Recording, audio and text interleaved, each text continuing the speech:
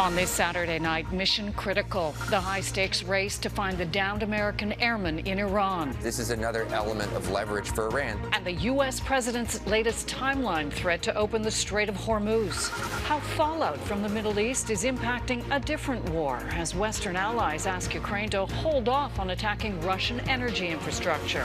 The one-year anniversary of a no-win situation. In many ways, the tariffs have backfired. The impact of U.S. auto tariffs and the uncertainty going forward. And it's contributing a little piece of Canada onto a really important space exploration mission. The idea being planted by Canadian seeds orbiting the moon. Global National. Reporting tonight, Colleen Christie. Good evening. Thanks for joining us. We begin tonight with the race to find a missing U.S. service member in Iran. The weapons specialist who was on board a U.S. warplane that was shot down has not been located after the pilot was successfully rescued. Iranian authorities are describing it as a Black Friday for the U.S. and Israel, as Donald Trump is once again vowing retribution if Iran doesn't back down. Candice Cole begins our coverage.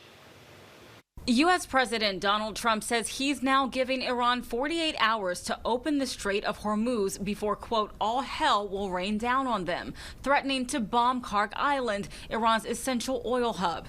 It comes after Trump gave the Iranian Revolutionary Guard an initial 10 days to clear access in the strait, a critical choke point used to transport a fifth of the world's oil supply. This as search and rescue efforts continue for an American airman involved in a fighter jet crash Friday that was shot down by Iranian forces. Here, an IRGC spokesperson calling it a day of great pride, crediting their new air defense system with shooting U.S. fighter jets and Black Hawk helicopters involved in the search mission that also rescued an American pilot involved in the same crash. It's possible here that the United States military may have missed one of Iran's higher-end air defense systems, or perhaps the Iranians were concealing it and saving it for later in the campaign.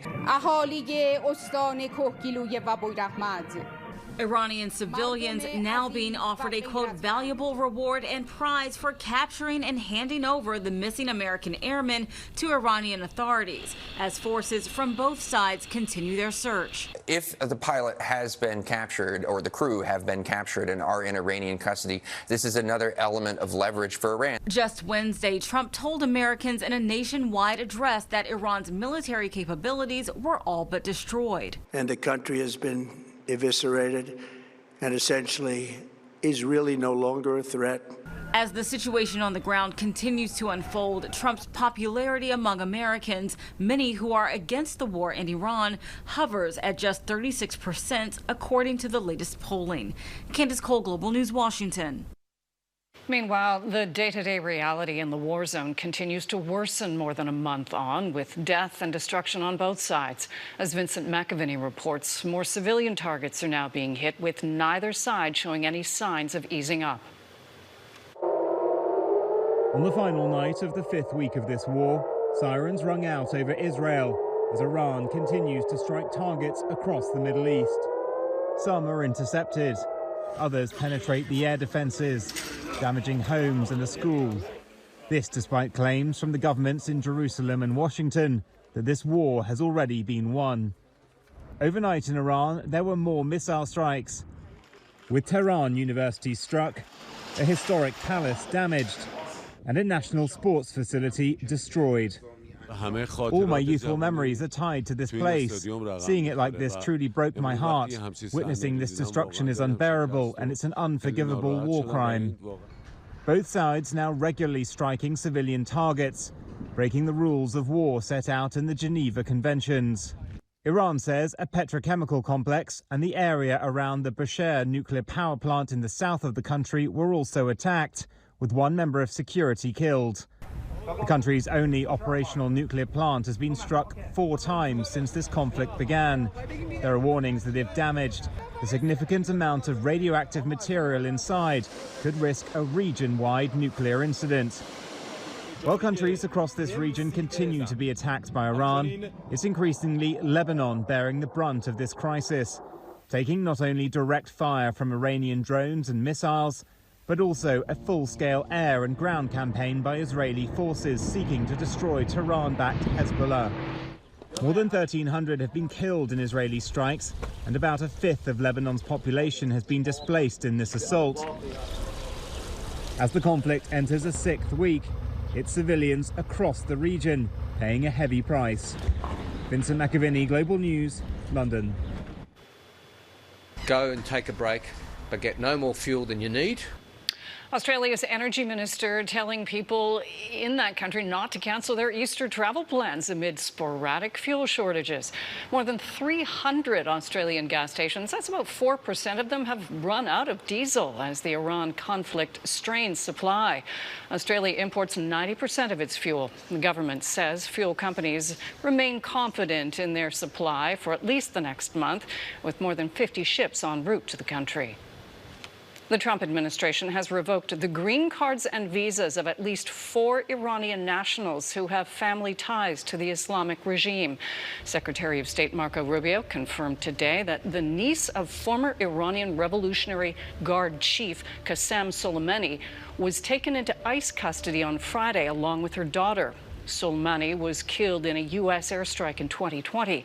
In justifying the detention, Rubio described Hamideh Soleimani Afshar, who is a legal permanent U.S. resident, as an outspoken supporter of the Iranian regime who celebrated attacks on Americans and referred to the U.S. as the Great Satan. The war in Iran is drawing much of the world's attention away from Russia's invasion of Ukraine. But the two wars are connected. Russia has been making huge profits since the war spiked the price of oil.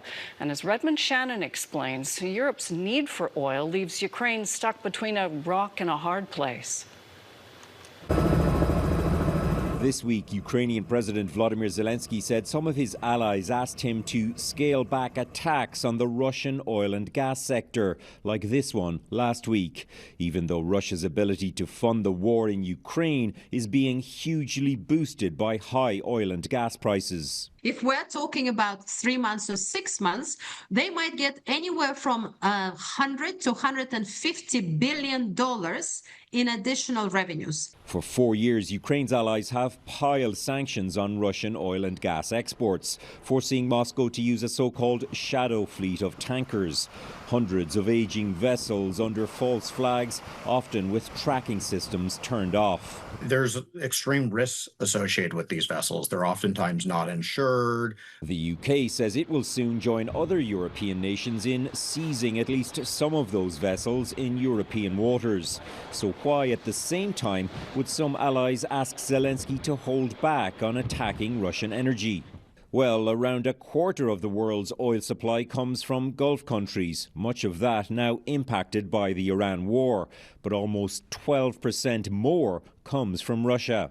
To keep that flowing, the US has already lifted sanctions on some Russian oil. The net effect here is not only that these parties will be able to sell that oil to the tune of billions of dollars, but it also now frees up their capacity so they can start moving new cargo that's oftentimes illicit too. The European Union has also delayed some stronger oil and gas sanctions on Russia. They cannot at the same time give more money to Russia while they're spending on rearmament against Russia. Of course, the risk is the US. So decisions made across the West in the coming months could signal just how much it is willing to pay to support Ukraine. Redmond Shannon, Global News, London. Deadly attacks between Russia and Ukraine continued today as peace talks between the two countries have stalled. Ukrainian officials say at least 5 people were killed and dozens injured after a Russian drone attack on a market in the country's south. Ukrainian President Volodymyr Zelensky held talks with Turkish President Recep Tayyip Erdogan in Istanbul today, with both sides agreeing to greater cooperation on security. During the meeting, the Turkish leader reiterated his country's support for negotiations between Ukraine and Russia to end the war. Zelensky also met with Patriarch Bartholomew, the most senior cleric in the Orthodox Church. Health Canada has completed its assessment after 2 people died after donating plasma to a for-profit company. A spokesperson tells Global News it found no link between those deaths and the donation process. But Health Canada's inspection into the Spanish company Grifols is ongoing after the regulator found areas of non-compliance at the 2 Winnipeg collection sites related to the deaths. The probe began after 2 fatal adverse reactions were reported, one in January, the other last October. Health Canada says it will continue to closely monitor and verify that corrective actions are taken by the establishments. A year after the U.S. president's so-called Liberation Day, in which he imposed wide-ranging tariffs on almost 200 countries, the implications are still being felt around the world, including here in Canada.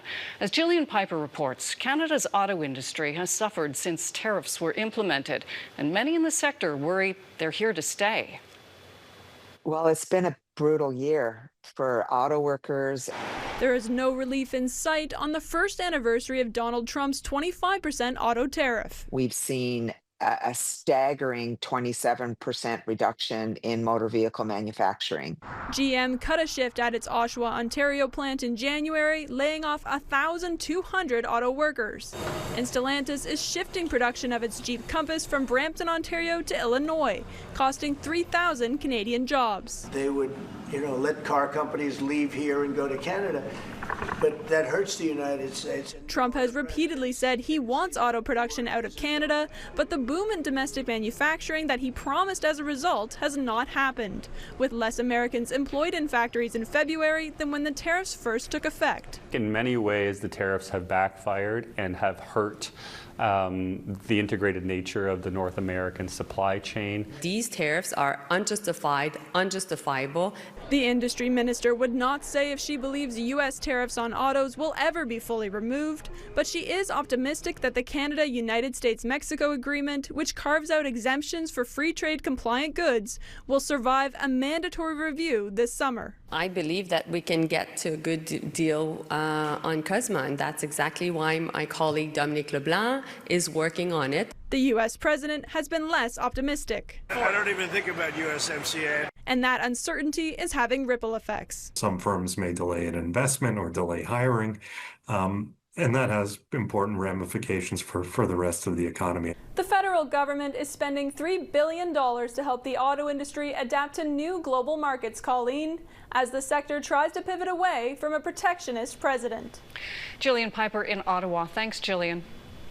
The man believed to be the oldest Canadian and one of the world's oldest Second World War veterans has died at the age of 110. Burdett Bird Thomas Sisler was raised in Toronto and worked as a radar technician with the Canadian Armed Forces during World War II. He continued in the military after the war before working for the Canada Border Services Agency for 3 decades. Sisler received the King Charles III Coronation Medal for his contributions. Bird is survived by 5 children, 11 grandchildren, 22 great-grandchildren, and 14 great-great-grandchildren. His goal was to inspire others with his abilities. Coming up, what we're now learning about this man accused of murder in a fatal shooting and what his former girlfriend says about him. And why thousands of Canadian seeds are along for the ride on the Artemis II moon mission.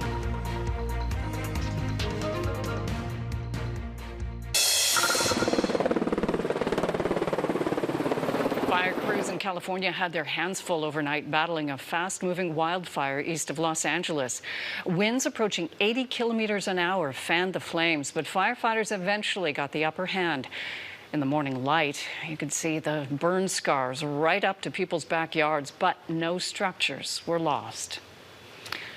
A murder case in Maryland is making headlines over the person some may consider an unexpected prime suspect. 27-year-old Dayton Weber, a professional cornhole player and quadruple amputee, is in jail accused of fatally shooting his friend last month. Mackenzie Gray has the story. Dayton Weber's disability didn't hold him back. Weber take advantage here. Back two's going to be good. From his job as a professional cornhole player and his passion for guns and hunting. something he shared with his friend Brad Wells, until police allege the pair got into a heated argument over drugs, guns, and a woman, leading the quadruple amputee to shoot and kill Wells in Maryland. When we're talking about a homicide, then that's definitely one of the things we're looking at when we're looking at how the homicide took place.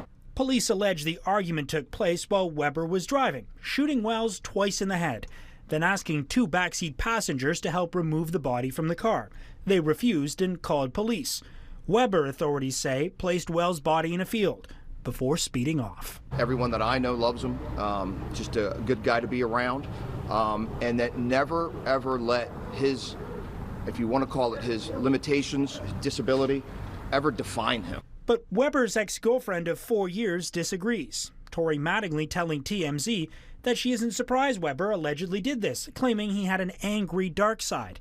After the pair broke up, Mattingly dated Brad Wells, the man Weber allegedly shot and killed, which lawyers say was actually an act of self-defense. I've known Dayton for 12 years. I've known him personally, I've known his family. Dayton Weber acted in self-defense. If he didn't do what he did, he'd be the one that's dead, and that's going to come out in trial. So far, the courts have sided with the state, deeming Weber a flight risk and threat to the community, not releasing him on bond, leaving Weber still in jail, where, for obvious reasons, the traditional fingerprint was replaced with an arm print. Here for Dayton Weber. Weber gets an hour a day in the prison yard. No word on if they have cornhole for him to play. Mackenzie Gray, Global News, Ottawa. I had the tiny eels at the center of a fishing conflict in Atlantic Canada. This week marked the beginning of the season for Atlantic Canadians who make a living fishing tiny glass eels known as elvers. Elvers have historically been a lucrative catch for Asian markets, but that has also led to rampant poaching. This year, as Heidi Petracek reports, harvesters are facing a combination of economic pressures and continued tensions over how the river-based fishery should be managed. There's little optimism among commercial elver harvesters this season. It was a double cut last year. The East Coast elver fishery has been historically plagued by poaching and tension between commercial and Indigenous fishers, which were only exacerbated last year when the Department of Fisheries and Oceans redistributed quota, giving more than half to First Nations participants by taking some from commercial harvesters. And unfortunately, it was a double-edged sword because market prices were also very low last year and remain low this year. And we believe that is because of the lack of enforcement. The co-chair of the Assembly of Nova Scotia Mi'kmaq Chiefs says the 8 bands fishing using federal rules will monitor and track catches to ensure access is carefully and responsibly managed. Last year, several First Nations fished under their own rules instead of Ottawa's. The department charged 65 people with illegally harvesting, possessing, and exporting elver connected to the 2025 season and seized 225 kilograms. The DFO says its focus on voluntary compliance includes pre-season patrols. Ottawa has now increased the elver quota for 2026. And this year's quota increase has been justified by science. And we do consider what we know about unauthorized removals when we're putting forward advice and when we're making decisions on the quota for this fishery. Some commercial harvesters have had their previous amounts restored, but not all. We still are 14% of less than what we've had historically. That will make this a difficult season as expenses, namely the price of fuel, skyrocket because of the conflict in the Middle East. I got a message from a freight forwarder the other day where they're adding a fuel surcharge to our shipping costs. We're probably going to be making far less than we would imagine. The small baby eels sold for about $1,500 a kilogram last year, a far cry from their peak price of $5,000 just a few years ago. Heidi Petracek, Global News, Halifax. Seeds in space. Next, why thousands of Canadian tree seeds are on a mission around the moon.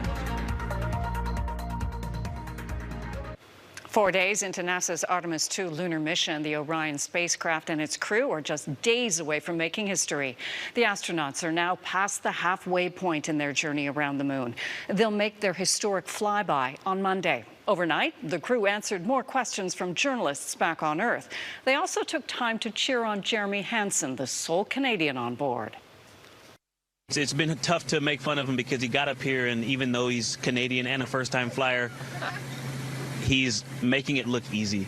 He's been doing great so far, so not a whole lot to make fun of. It's a great ship here, and we're closer to the moon today than we are to Earth. This is a big milestone for us, and we look forward to sharing more with you in the coming days. Hansen isn't the only Canadian life form in outer space right now. Some 2,600 seeds seen here from several species of Canadian trees are also on board the Orion. While the seeds won't be planted on the moon, as Anna Mandin explains, it's hoped they'll grow awareness here on Earth. These seeds may seem unassuming, but right now red maple seeds like these are among the 2,600 Canadian seeds traveling through space at tens of thousands of kilometers an hour alongside the Artemis II crew. It's contributing a little piece of Canada onto a really important space exploration mission. The seeds come from the Canadian National Tree Seed Centre in Fredericton. Researchers there chose seeds of 5 at-risk trees from around Canada. I think nature is really foundational to the Canadian identity. We're home to 25% of the world's boreal forest and a lot of other forest systems as well. But the seeds aren't for a moon forest or even for scientific research. In fact, their purpose on this trip lands much closer to home. 25% of Canadian tree species now are listed as threatened and imperiled. So this project is really about raising the importance of tree seed. He says upon landing, they want to germinate the seeds, and if they grow, plant them around the country as an important reminder. There's already one planet in this solar system that needs terraforming, and we're standing on it. Planting seeds of conservation awareness from sea to sea and beyond. Anna Mandin, Global News, Fredericton. And that is Global National for this Saturday night. I'm Colleen Christie. Tonight's Your Canada is Parkland Beach, Alberta. We love seeing Your Canada. Please keep emailing your photos to globalnational@globalnews.ca. Thanks for watching. Hope you'll join us again tomorrow. Have a good night.